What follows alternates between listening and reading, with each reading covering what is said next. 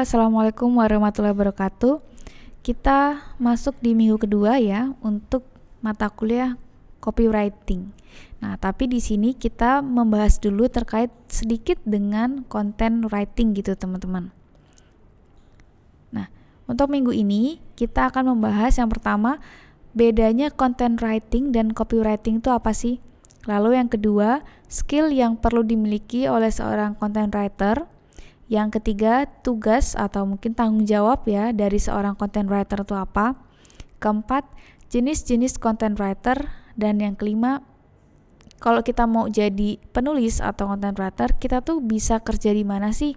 Nah, langsung masuk aja ke bahasan yang pertama, bedanya antara content writing dan copywriting. Di sini bisa kita lihat kalau content writing itu konten yang sifatnya itu informatif. Jadi dia memberikan informasi tujuannya. Nah, karena memberikan informasi, makanya tulisannya itu relatif lebih panjang dan detail. Setelah itu juga selain memberikan informasi, dia juga bisa menghibur. Jadi memberikan contohnya nih artikel. Tapi ada artikel yang terkait dengan misalnya gaya hidup, atau mungkin juga ada artikel terkait dengan komedi gitu.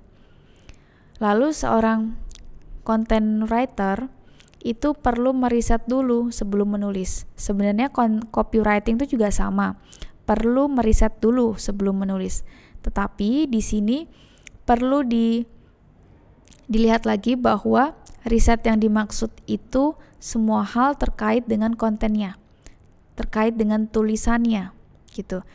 Jadi kalau content writing tadi kan sifatnya informatif ya. Karena dia memberikan informasi, mau gak mau kita harus memberikan informasi yang benar dan terpercaya kan. Jadinya kita perlu meriset dulu. Kita perlu melihat-lihat yang kita tulis itu dari sumber apa sih gitu. Selanjutnya, biasanya kalau seorang content writer itu dipromosikan, itu kerjanya di apa sih? Jadi yang pertama itu dia bisa menjadi seorang editor atau penyunting naskah, atau misalnya ada kayak di Gramedia gitu ya. Lalu setelah itu kalau dipromosikan lebih tinggi, seorang content writer itu bisa menjadi senior manager. Beda dengan copywriting gitu ya. Lalu seorang content writer itu biasanya ditaruh di bagian editorial team. Kenapa? Karena dia memberikan konten atau membuat konten atau artikel atau berita itu sifatnya yang informatif tadi. Makanya dia ditaruhnya biasanya di editorial team. Beda dengan copywriting nih. Kalau copywriting itu apa sih? Nah, kalau copywriting itu kontennya bersifat persuasi atau mengajak. Jadi tadi ya minggu lalu kita sudah membahas mengajak itu bisa mengajak untuk pembelian, bisa mengajak untuk engagement, atau bisa untuk meningkatkan dari traffic. Nah, sifatnya itu pokoknya ada kegiatan yang dilakukan nextnya atau setelahnya. Yang kedua, seorang copywriter itu perlu menganalisis kebutuhan konsumen dan mencari tren copy. Maksudnya kan copywriting atau seorang copywriter itu kan menulis hal-hal yang ingin membuat konsumen itu atau calon konsumen tuh mau untuk membeli gitu kan, mempengaruhi. Nah, untuk bisa mempengaruhi kita tuh harus tahu dulu konsumennya tuh siapa. Jadi jangan sampai nih kita pengen mengajak orang dewasa untuk misalnya olahraga atau hidup sehat, tetapi kita tuh menggunakan bahasa-bahasa yang anak-anak gaul atau anak-anak muda. Akhirnya orang dewasa itu kan sulit untuk memahami. Ini maksudnya apa sih? Akhirnya kan gak tersampaikan nih tulisan kamu. Nah, karena gak tersampaikan, berarti kan kamu gak bisa mengajak si konsumen. Nah, makanya perlu melakukan analisis terhadap kebutuhan. Lalu yang selanjutnya itu mencari tren copy. Jadi kita lihat nih konsumen sekarang itu lagi suka apa sih? Lalu kita bisa pakai copy atau tulisan-tulisan itu untuk dibuat kontennya. Jadi misalnya nih, kalau sekarang kan tren itu orang pengen sehat atau pengen olahraga. Ada juga yang awal-awal dulu sepeda. Nah, kita bisa mencari tren copy. atau tren tulisan. Oh, berarti kita bisa bikin artikel terkait dengan mungkin mempromosikan alat kesehatan, atau bisa juga terkait dengan promosikan sepeda atau mungkin masker atau yang lainnya. Lalu copywriting ini biasanya munculnya di mana sih? Nah, dia ini munculnya di iklan atau bisa juga di slogan. Kayak minggu lalu ya, ada beberapa contoh kayak tolak angin, lalu ada juga yang sabun Nuvo. Nah, itu munculnya kan di iklan. Terkadang munculnya juga di slogan atau di logo perusahaan. Lalu kalau jadi copywriter itu kita kerjanya di mana? Nah, kalian bisa kerjanya untuk di bagian editor. Kalau dipromosikan lebih tinggi lagi, bisa masuk ke art director. Nah, yang terakhir, seorang copywriter itu akan dimasukkan ke dalam marketing team.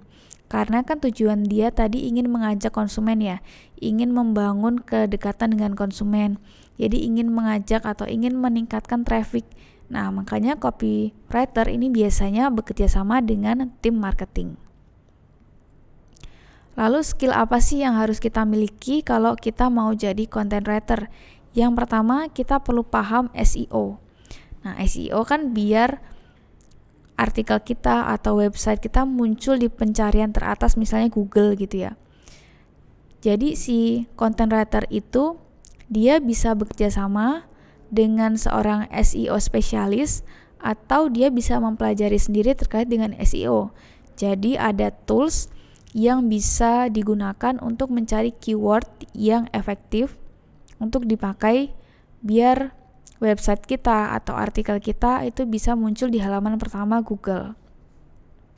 Lalu yang kedua, ini paham format penulisan yang baik. Nah, karena kita seorang penulis ya, atau teman-teman nih pengen jadi seorang penulis, kalian perlu paham format penulisan yang baik. Jadi pastikan menggunakan EYD, lalu juga menggunakan SPOK gitu.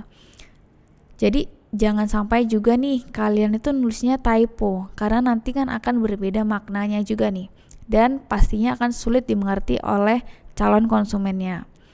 Yang ketiga, riset terhadap konten yang akan dibuat. Nah, tentu aja. Jadi kita menjadi content writer atau copywriter itu perlu membuat riset dulu. Jadi kita dalam menampilkan informasi itu benar-benar terpercaya dan memang ada datanya.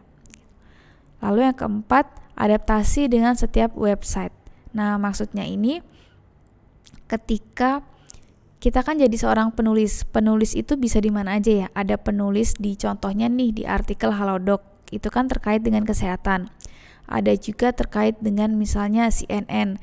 CNN itu kan juga banyak, ada yang ekonomi, ada juga yang olahraga, ada juga yang lifestyle, dan banyak lagi.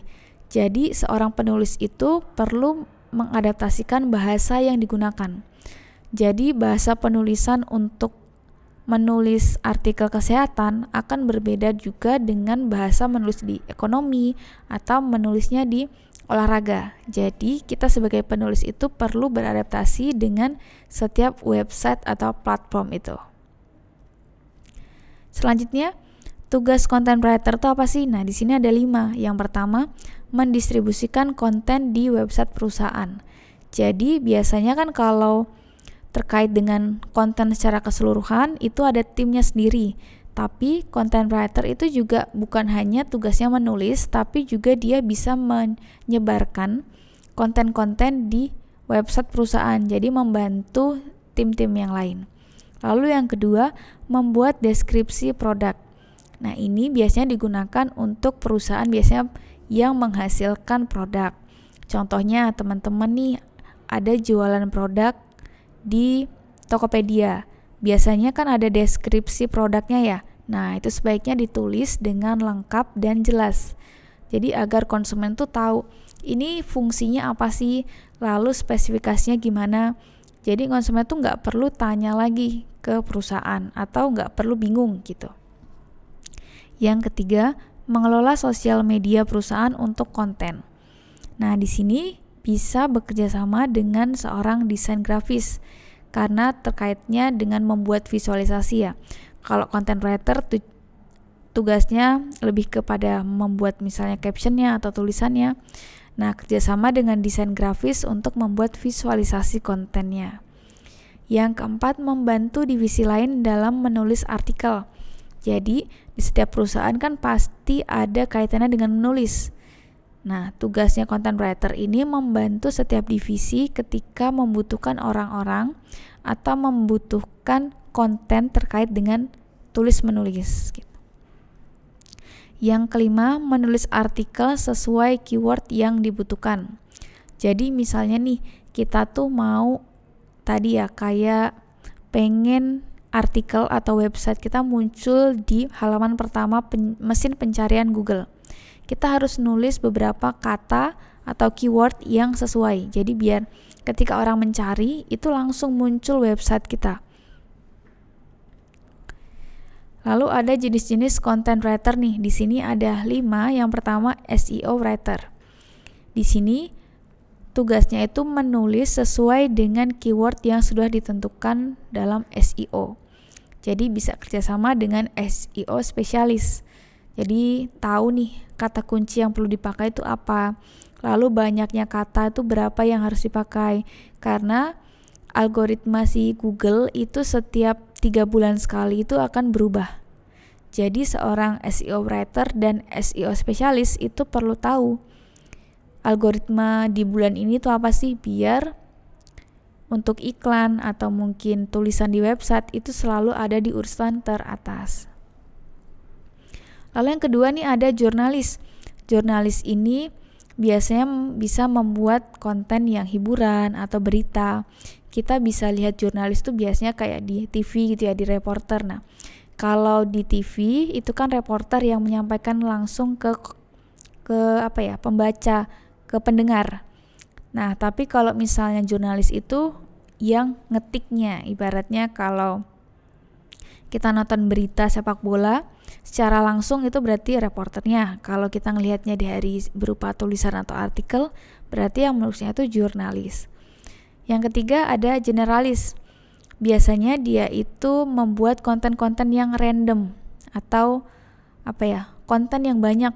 Tujuannya itu untuk membangun kesadaran. Jadi dia membuat konten sebanyak-banyaknya. Yang ketiga ini technical. Dia biasanya menulis terkait dengan manual.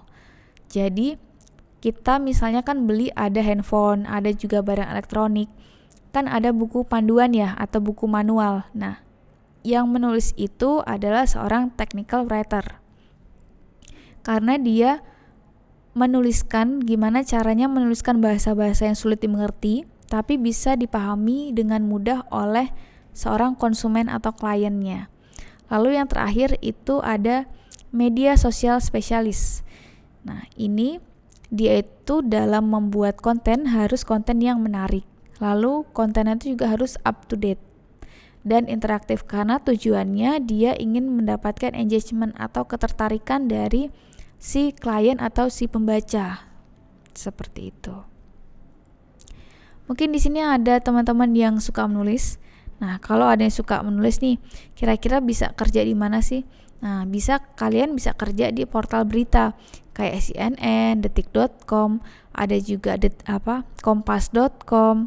Itu banyak sekali konten-konten yang ada di portal berita.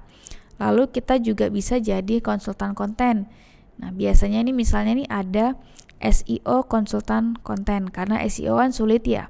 Jadi kita bisa buka konsultan sendiri terkait dengan konten tapi fokusnya ke SEO. Bisa juga nih sales copywriter. Nah, di sini itu menulis tapi ya tujuannya untuk penjualan. Jadi dia membuat headline semenarik mungkin, membuat tulisan yang singkat, padat tapi juga powerful gitu loh. Yang keempat, freelancer writer.